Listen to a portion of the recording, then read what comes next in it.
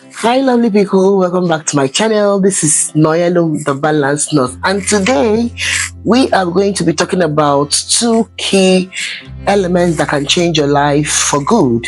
We're talking about motivation and self-discipline, okay?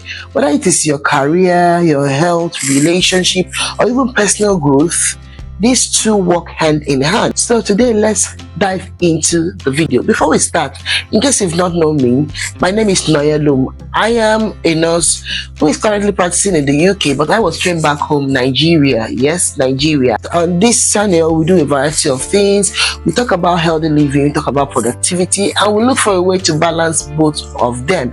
So if this is your cup of tea, please hang around and don't forget to subscribe if you're not yet subscribed. Turn on the bell notification so that you will know whenever I post a new video. If you like the video, comment your thoughts on the comment section because it is where the magic happens. Okay, so what is motivation? What is self-discipline? I know it can feel overwhelming, especially when motivation fades or when life gets hectic and you're forgetting yourself. Okay, but don't worry, I'm going to be showing you how to build motivation and self-discipline using simple practical steps that will make it feel natural, not forced. Let's start with motivation.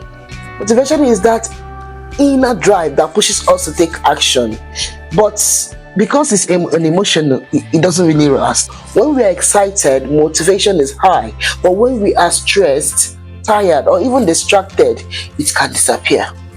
Like Zig said, people often say that motivation doesn't last.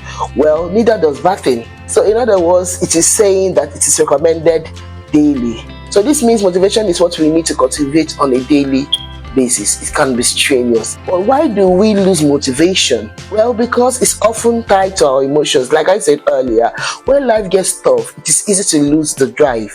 So how do we stay motivated? That's the question. Even when emotions wane, stick with me and I will show you some of the tricks that you can use to just keep yourself going. Now, what is the difference between motivation and self-discipline? Motivation is the inner spark that gets you excited to start something. That inner spark, that idea you formed, motivation will motivate you to get started immediately.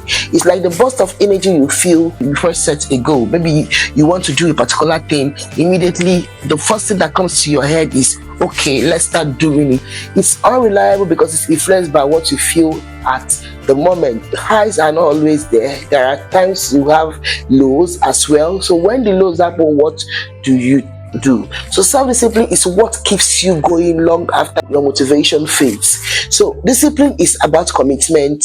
It's about doing what needs to be done even when you don't feel like it. So self-discipline is about you committing to yourself to do a particular thing even when you don't feel like it. It's about you being strict with yourself, you prep talking yourself to doing something that you don't feel like doing on a normal day.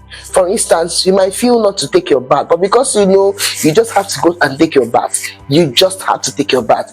You might feel like, oh, today I don't want to go to work, but because you know if you stay at home you're not going to make that money, you're going to make extra coin, you will take your bath, wear your clothes and go for that shift you really want to go. So that is what self-discipline is. You don't have a choice, but you need to do something. Think it this way: motivation is the fuel, discipline is the engine. You need both to move forward, but when your fuel runs out, the engine keeps you going. Let us look at the Bible, for instance. 2 Timothy chapter 1 verse 7 says, "For God has given us the spirit not of fear but of power, love and self-control."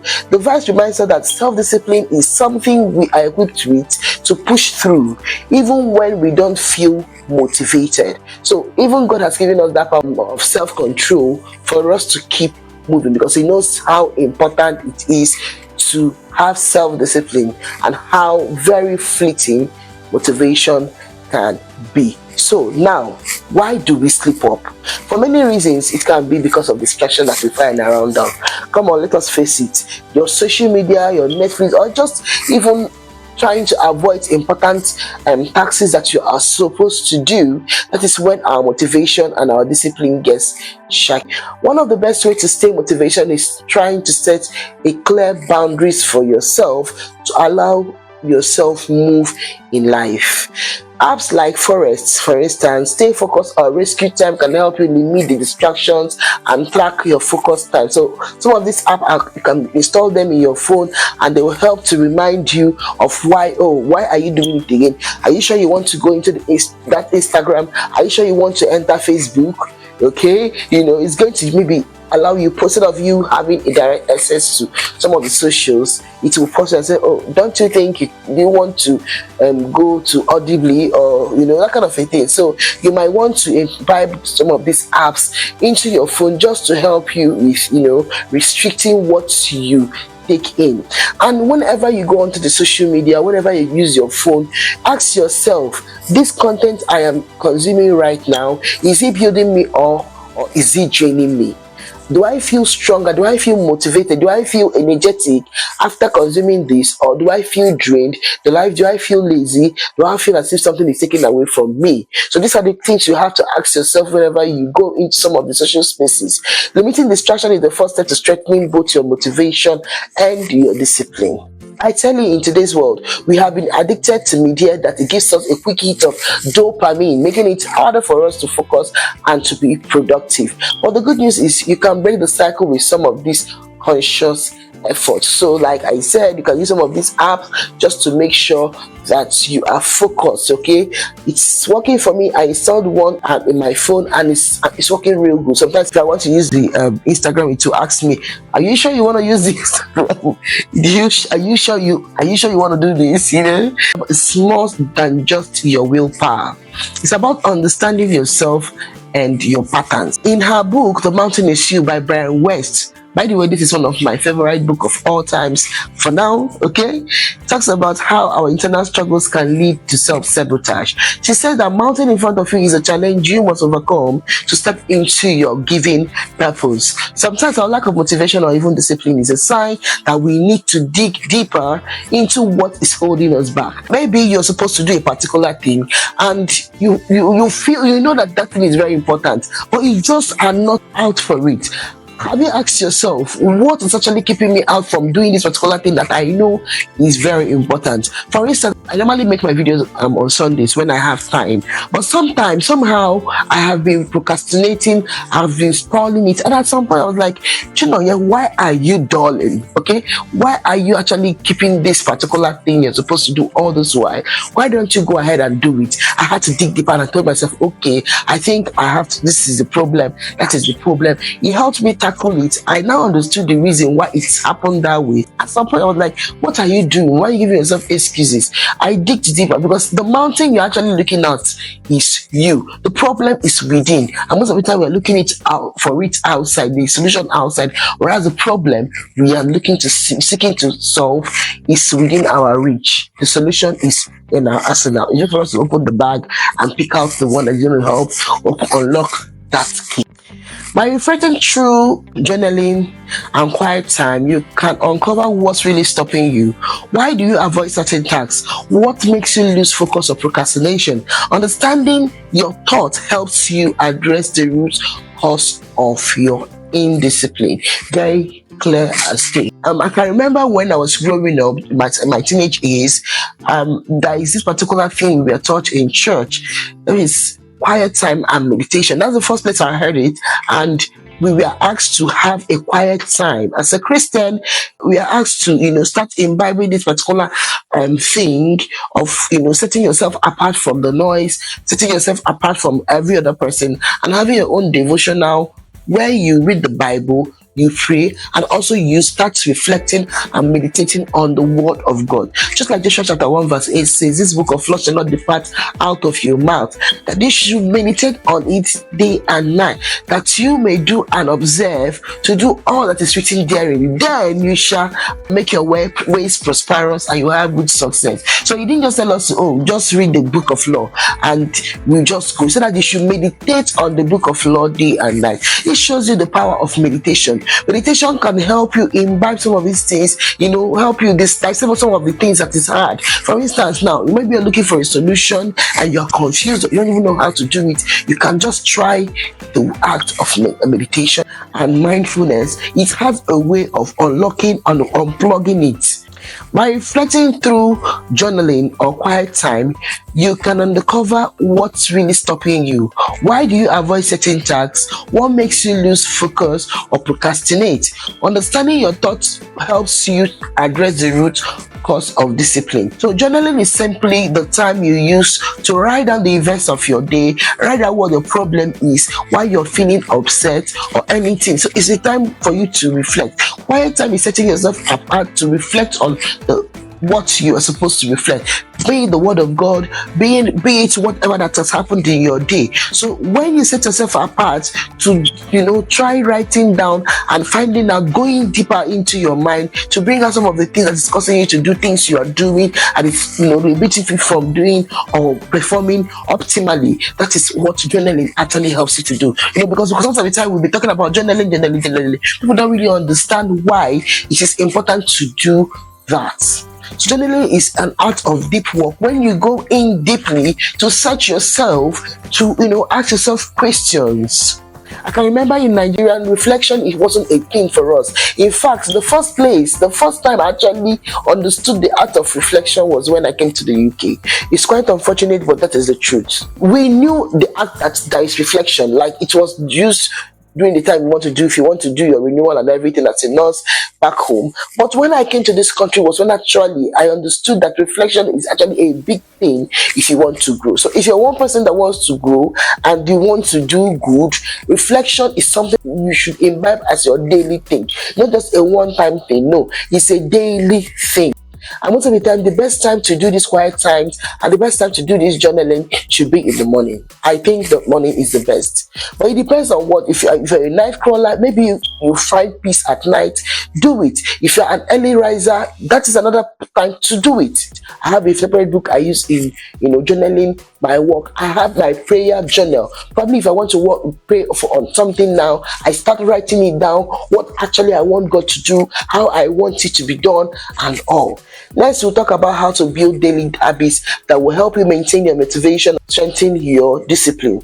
Starting with mindfulness, meditation, and affirmations. Now, we have dug deeper to actually know the reason why you're not doing what you're doing and you're supposed to do, what is holding you back and all. It is time to build habits that support your motivation and your discipline. So number one is practicing mindfulness and meditation. So mindfulness helps you become more aware of your thoughts and your actions. By practicing mindfulness daily, even just for a few minutes, you catch yourself before you can get distracted and align with your goal. Meditation also helps to calm your mind and center your focus. So mindfulness is just being more aware of your thoughts and your actions. Okay, I went to buy gari at so and so place. Why didn't I go to the one that is close to me? Okay, when I was going, how did I go? Was I too fast? Did I forget anything? What is actually my goal? Everything you're doing or whatever your goal is should be accompanied by the little steps you take towards that destination.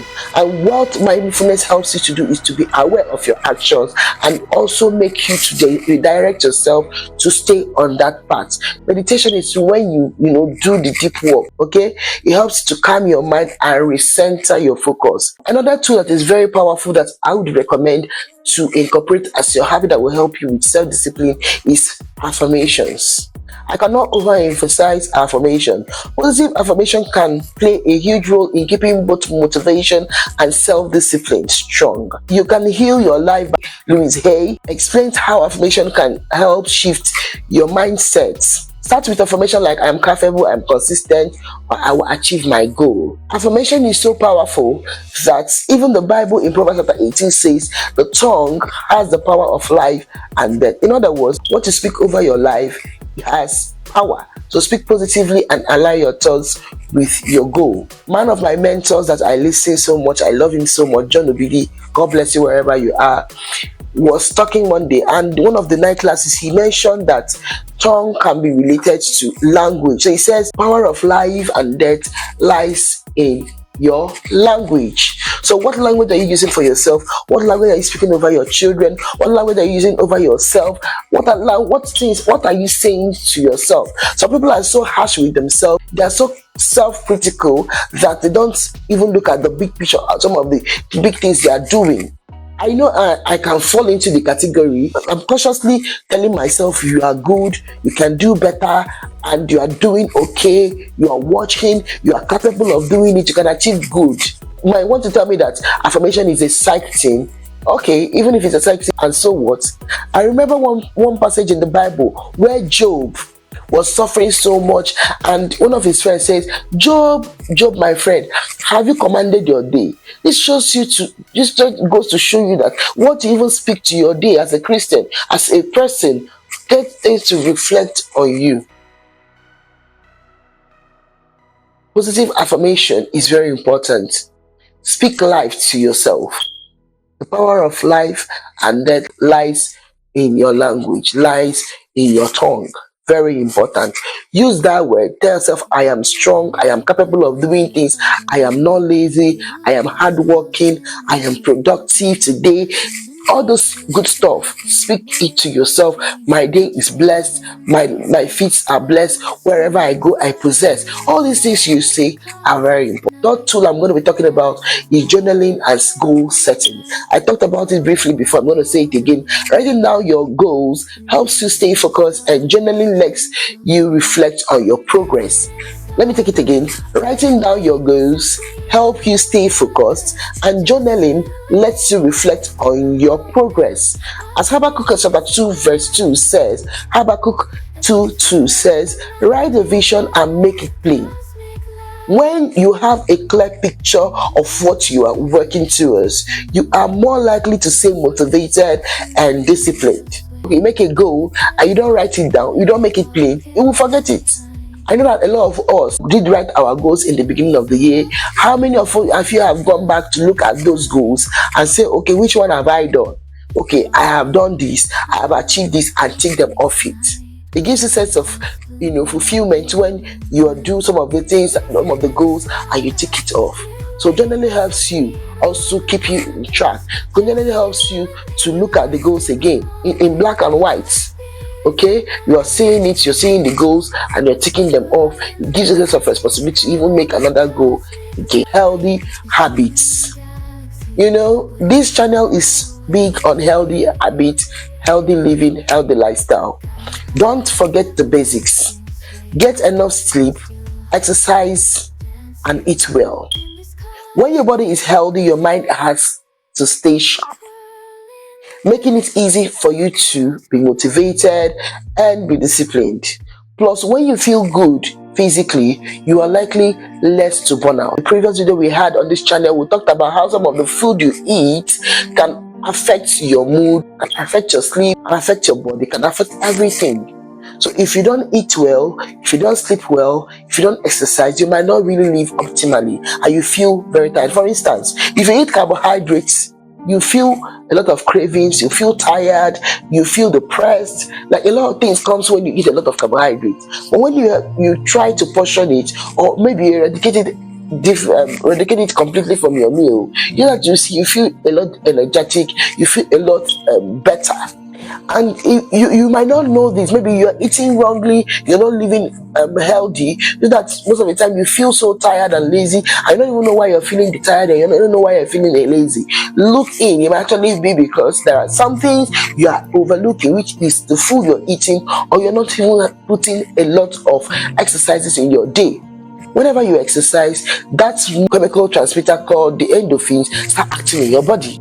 So why do we slack off? It's often because we are distracted, overwhelmed, or our goals aren't aligned with our deeper purpose.